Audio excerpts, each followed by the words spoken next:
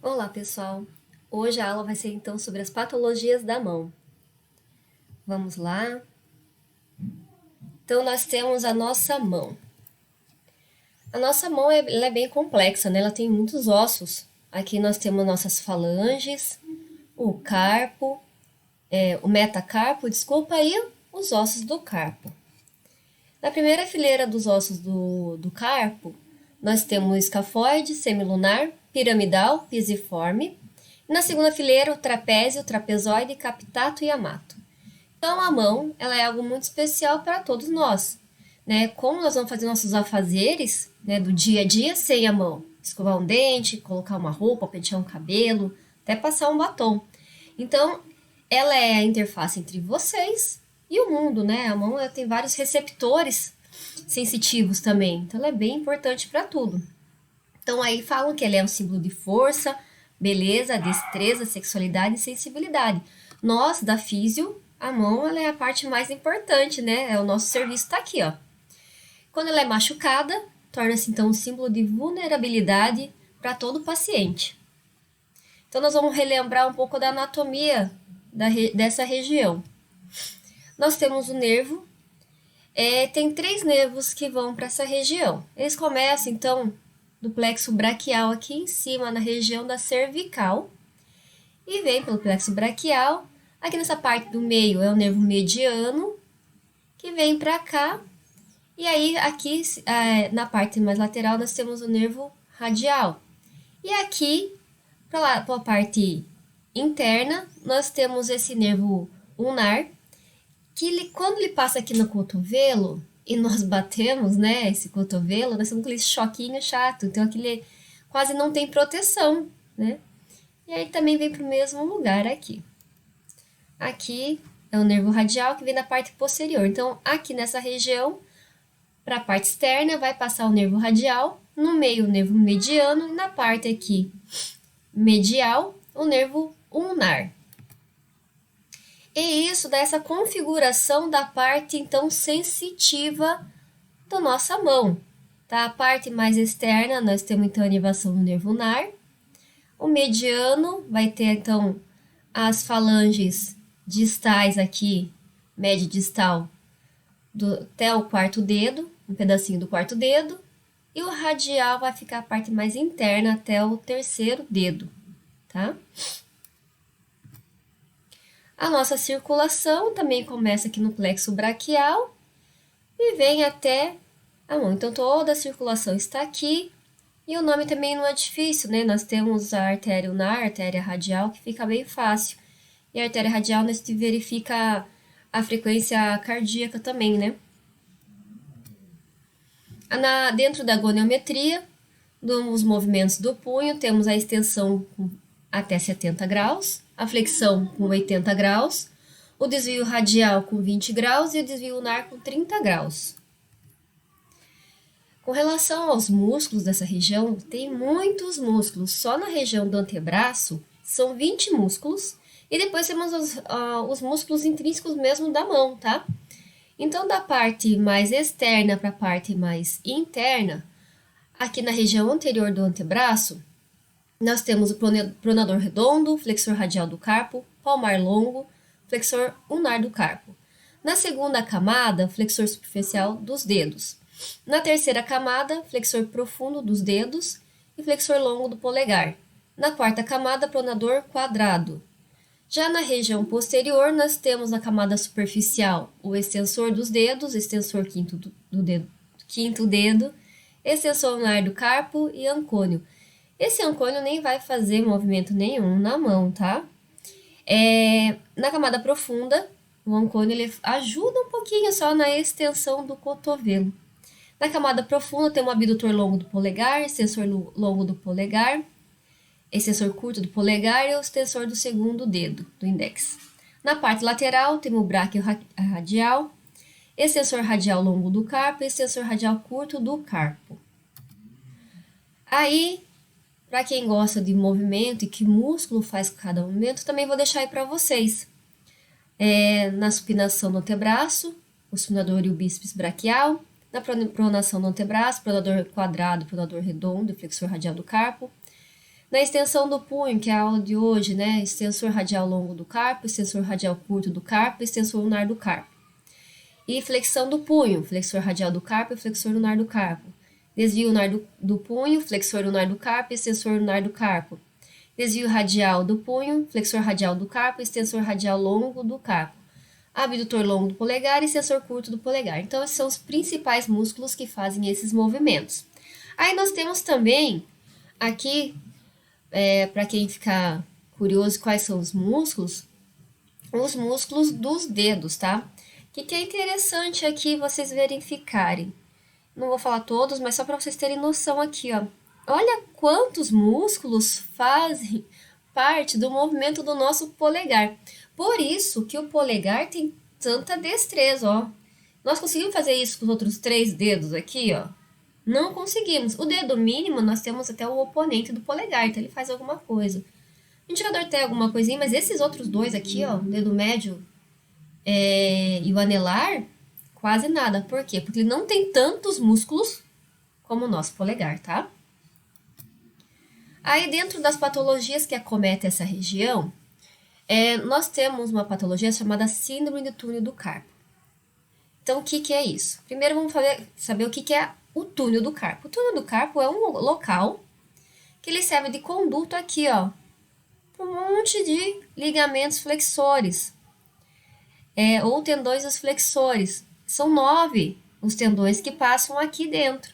E também quem passa aqui dentro? Passa o nervo mediano, tá? Então, esse ligamento radiocarpal palmar e o complexo do ligamento palmar formam o assoalho dessa região. E o teto é formado pelo retináculo dos flexores, com o ligamento transverso do carpo. Então, esse túnel aqui passa 9 tendões dos flexores e o nervo mediano.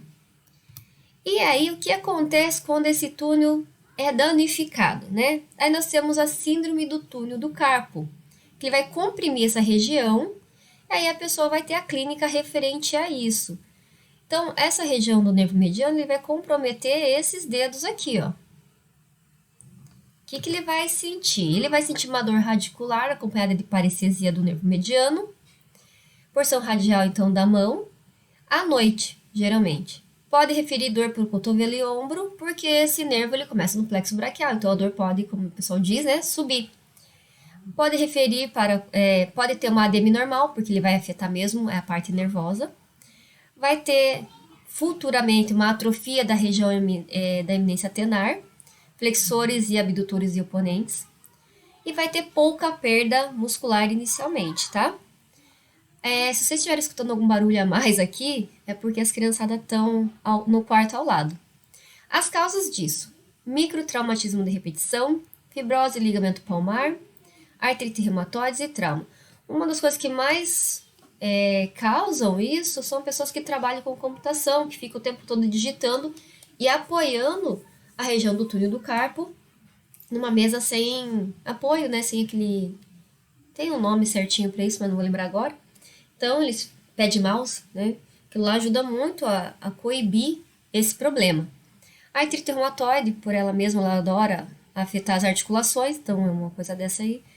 E a fibrose do ligamento palmar pode ser que aconteça, o próprio corpo faça isso, tá? E aí pode ser muito movimento repetitivo, então ele entra nas lesões da Layard-Ortiz, que nós sempre falamos. Aí, para ver se eu tenho isso aí ou não, eu faço o teste especial que é chamado teste de Falling. Vou colocar a mão assim, eu vou ficar 1 minuto para comprimir essa região e eu ter as referências lá que vocês viram que a pessoa vai ter de clínica. Outro teste que eu não passei nos testes especiais é o teste de Tinel, que eu venho aqui com o dedo indicador e dou a batidinha. Aí a pessoa também vai ter as mesmas clínicas que foi falado. Aí nós temos também ao lado o tal do túnel de Gaio. Esse túnel de Gaio é aqui, ó, nessa região bem lateral aqui. É uma depressão superficial ao retináculo dos flexores, localizado entre o gancho do osso amato e o pisiforme. O ligamento carpal palmar, o músculo palmar curto e a aponeurose palmar formam o seu teto. Seu assoalho é formado pelo retináculo dos flexores, pelo ligamento piso amato e pelo ligamento piso metacarpal. O túnel serve de passagem para o nervo ulnar e a artéria ulnar dentro dela, bem aqui nessa lateral, tá? Então, a síndrome do túnel de Gaio, as causas delas são as mesmas causas do túnel do carpo, tá? É trauma, artrite reumatoide, movimentos repetitivos, tá? Queda, é a mesma causa. E a clínica vai ser a mesma coisa, só que num lugar diferente, tá? A outra clínica era para os dedos daqui, até o terceiro dedo. Aqui não, é do anelar, dedo mínimo, porque é a inervação da artéria ulnar. Então, a clínica e as causas são muito parecidas com o outro canal, porém, o local é que vai ser diferente, tá? Por conta da inervação. Aqui nós temos um outro local da mão bem interessante, chamado aqui, ó, de tabaqueira anatômica. É quando o polegar é estendido e surge então uma cavidade triangular. Não sei se dá pra ver, mas a minha tabaqueira ela é bem visível aqui, tá? Então, essa cavidade triangular entre o tendão do extensor longo do polegar, medialmente, e os tendões do extensor curto do polegar, e abdutor longo do polegar lateralmente. O assoalho dele é formado pelo osso escafoide, trapézio, é cruzado pela artéria radial, enquanto segue diagonalmente a partir da face anterior do rádio até a face dorsal da mão. Então, aqui é a tabaqueira anatômica. Aí, o que acomete a tabaqueira anatômica? É aqui, ó. Nós temos uma inflamação desses tendões que formam, então, a tabaqueira anatômica. E essa lesão se chama tenossinovite estenosante de Kervine, ou de Kervine, tá? Aqui, ó. É a fibrose bainha do tendão, do abdutor longo do polegar e do extensor curto do polegar. E aí, vou ter uma inflamação na região da tabaqueira anatômica. Etiologia, acomete os tendões, então, do abdutor longo e extensor curto do polegar, por repetição dos movimentos, desgaste dos tendões e artrite reumatoide. Hoje em dia, isso tem bastante. Por quê? Não tinha tanto até quando me formei, mas hoje em dia tem bastante. As pessoas estão digitando muito, então elas usam o polegar o tempo todo para digitar. Isso está levando a ter essa patologia, tá? A clínica é dor, tumefação e crepitação na tabaqueira anatômica. Dor inflamatória na apófise do rádio, podendo ter dor no antebraço e polegar, porque a inervação ela vem do plexo braquial.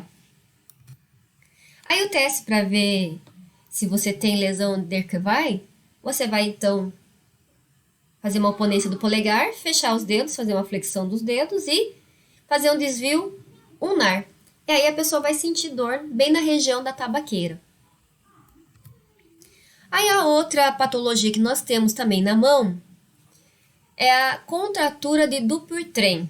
É uma contratura fixa da mão em flexão, caracterizada pelo espessamento da fáscia.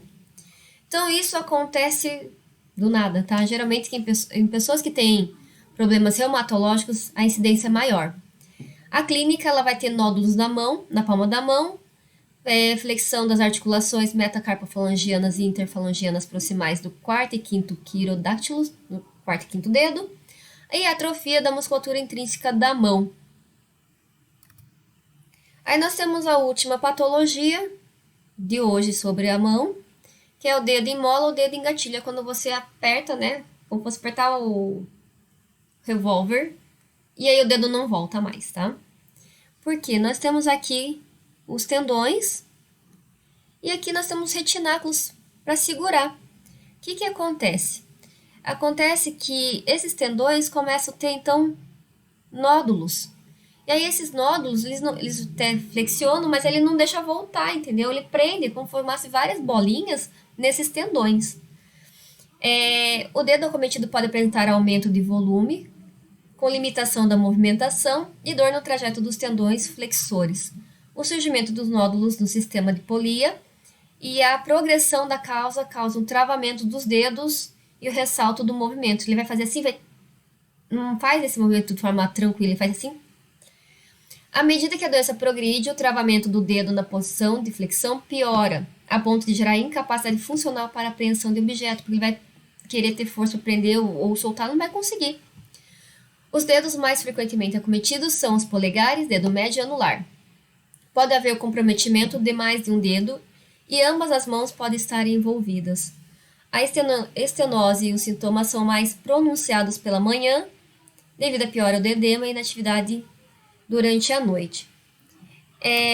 Então, como que seria a fisioterapia na região das nossas mãos, né?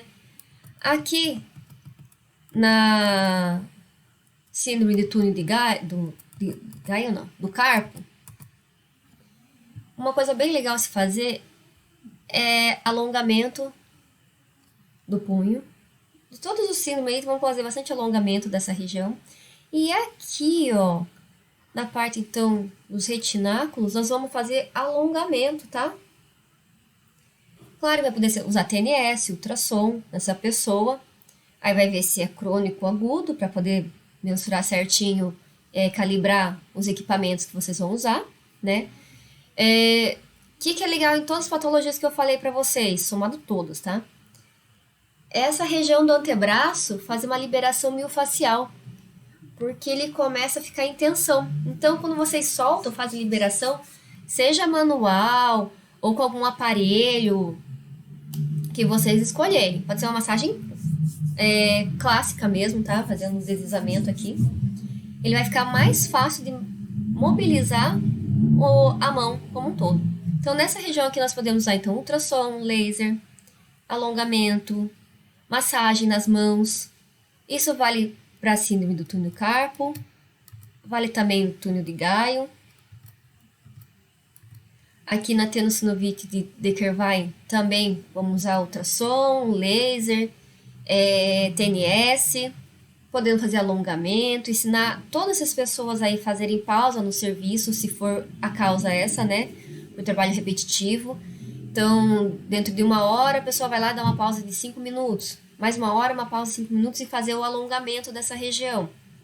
Se tiver muito agressivo ou muito ruim o caso dessa pessoa, né? Tiver bem avançado, é até solicitado o afastamento do trabalho dela, tá? Se for por trauma, não, aí é uma outra ideia. Só vai fazer o tratamento da física, mas não vai dar essa orientação. Aí nós temos a contratura de Dupuytren, que a ideia também vai ser a mesma. Nós vamos fazer o ultrassom e muita massagem, muito alongamento nessa região da mão para tentar liberar um pouco. Mas é bem difícil a fisioterapia disso aqui, tá? A gente faz o que pode, né, para tentar que a lesão ou a patologia não avance tanto. Mas esse aqui é bem complicadinho, porque é da parte interna do corpo dele que vai estar fazendo isso. E esse aqui, dedo em mola, dedo em gatilho, uma coisa muito legal, dentro de tudo que já falei para vocês aí, também vale para cá, é fazer ultrassom subaquático. Pega um pote, enche de água, coloca água quente, não fervendo, bem quente, imerge, né, a mão e faz o ultrassom com o cabeçote dentro da água.